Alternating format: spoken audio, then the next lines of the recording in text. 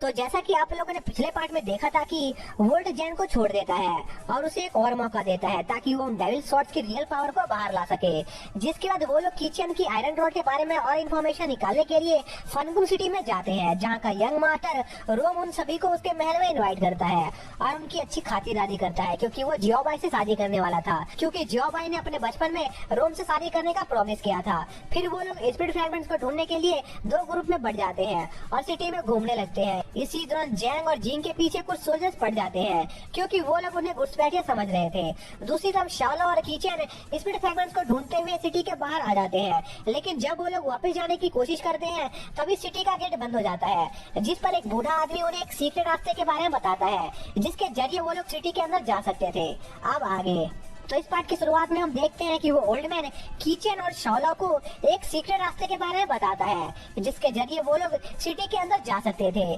जिस पर वो लोग उस ओल्ड मैन की बात मान जाते हैं और उस रास्ते के जरिए सिटी में घुसने की कोशिश करते हैं। जिसके बाद वो लोग सीधा एक स्टेज से बाहर निकलते हैं जहाँ पर कोई शो चल रहा था। तभी वो लोग बहुत हैरान होते हैं क्योंकि वो बूढ़ा आदमी अचानक से वहाँ से गायब हो गया था। तभी उनके पीछे सिटी के सोल्जर्स पड़ जाते हैं, जो देखकर वो लोग वहाँ से भागने लगते हैं और रास्ते में उनकी कुछ ब्रॉडकास्ट हो रही न्यूज चैनल पर जाती है जिसमें कीचन के सभी दोस्तों को घुसपैठिया बताया जा रहा था, जो देखकर वो लोग बहुत हैरान होते हैं। और अचानक से ऐसी घटनाओं को होता देखकर शाओलो समझ जाता है कि कोई बहुत पहले से उन्हें फंसाने के लिए प्लानिंग कर रहा है। इसी बीच हम जियोबाई और रोम को देखते हैं जो फोटोशूट करा रहे होते हैं। तभी अचानक से रोम जियोबाई को किस करने की कोशिश करता है, जो देखकर जियोबाई को गुस्सा आ जाता है और वो रोम से कहती है कि जब तुम्हें जानते हो कि मैं तुमसे शुरू से ही झूठ बोल रही हूँ, फिर भी तुम मुझसे शादी क्यों करना चाहते हो। जिस पर रोम जियोबाई से कहता है कि वो बचपन से ही जियोबाई से बहुत प्यार करता है और वो जियोबाई से शादी करने के लिए कुछ भी करने को तैयार है, जो कहने के साथ ही रोम जियोबाई को गले लगा लेता है। और यह मोमेंट देखकर कैमरामैन झट से वो फोटो क्लिक कर लेता है, जिसके बाद रोम और जियोबाई की वो फोटो पूरे शहर में दिखाई जाने लगती है, जिसे शहर के लोगों के साथ साथ जियो के दोस्त भी देख लेते हैं। और यह सब देखकर शाओलो समझ जाता है कि रोम उन सभी को सिटी से बाहर फेंकवा कर जियोबाई से शादी करना चाहता है, क्योंकि रोम ये बात जानता था कि वो लोग रोम की शादी जियोबाई से नहीं होने देंगे, इसलिए वो लोग जियोबाई को बचाने निकल जाते हैं। इसी दौरान जिंग और जैन भी समझ जाते हैं कि महल के अंदर का कोई इंसान उन्हें फंसाने की कोशिश कर रहा है। तभी हम जियोबाई को देखते हैं जो रोम से शादी करने से मना कर देती है, जिस पर रोम जियोबाई पर कोई मैजिक करके उसे अपने वश में कर लेता है। तभी हम जिंग और जैन को देखते हैं जो फॉर्मल ड्रेस पहनकर जियोबाई और रोम की शादी में घुसने का प्लान बना रहे होते हैं, लेकिन उनके पास शादी का इन्विटेशन नहीं था। जिस पर जिंग दो आदमियों को फंसाने की कोशिश करती है जिनके पास इन्विटेशन कार्ड मौजूद था, और मौका देखकर वो उनका इन्विटेशन कार्ड चुरा लेती है। और जब तक वो लोग कुछ समझ पाते जिंग और जैन वहाँ से भाग चुके थे। वहीं दूसरी तरफ सोल्जर्स कीचन और शाओलो को पकड़ लेते हैं, जिस पर शाओलो उन्हें बताता है कि वो जियोबाई का साथी है।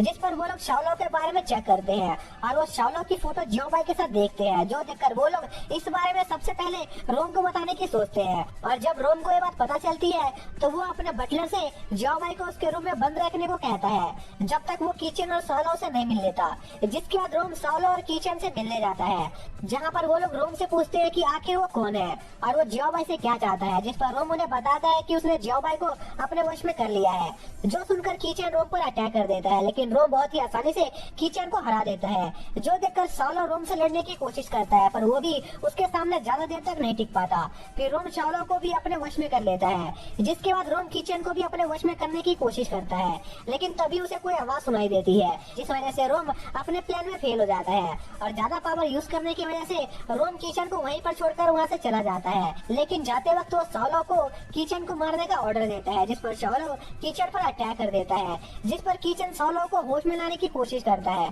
पर वो इसमें फेल हो जाता है, जिस वजह से कीचन को न चाहते हुए भी शाओलो पर अटैक करके उसे बेहोश करना पड़ता है। जिसके बाद कीचन अपने आगे के प्लान के बारे में सोचने लगता है, लेकिन तभी उसे एक आवाज सुनाई देती है और देखते ही देखते कीचन उस आवाज वाली जगह पर पहुंच जाता है। तभी वो आवाज एक बार फिर से कीचन को उस आयरन रॉड की पावर का इस्तेमाल खुद के लिए करने को कहता है, पर कीचन उस आवाज के ऑफर को रिजेक्ट कर देता है क्योंकि वो एक डीमन हंटर बनना चाहता था। जिसके बाद कीचन नॉर्मल वर्ल्ड में वापस आ जाता है और वो देखता है कि उसकी आयरन रॉड पहले से काफी ज्यादा बड़ी हो गई थी। फिर कीचन उस जगह से बाहर निकलने के बारे में सोचने लगता है, लेकिन तभी वहाँ पर एक सोल्जर आ जाता है, जिस पर कीचन उस सोल्जर्स के सर पर अटैक करके वहाँ से भाग जाता है। लेकिन जब वो आगे बढ़ ही रहा होता है तभी किचन को किसी की आवाज सुनाई देती है, जो आवाज एक कैदी की थी। तभी वो कैदी किचन से कहता है कि अगर उसने उसके जेल का दरवाजा खोल दिया तो वो किचन की जेल से बाहर निकलने में मदद करेगा। साथ ही वो कैदी किचन को बताता है कि वो फनकुल सिटी का किंग है, लेकिन रोम ने गद्दी को हथियाने के लिए उन्हें जेल में कैद कर दिया। जो सुनकर किचन थोड़ा सोच में पड़ जाता है। तभी वो आदमी किचन के आयरन रॉड को पहचान लेता है, जो देखकर किचन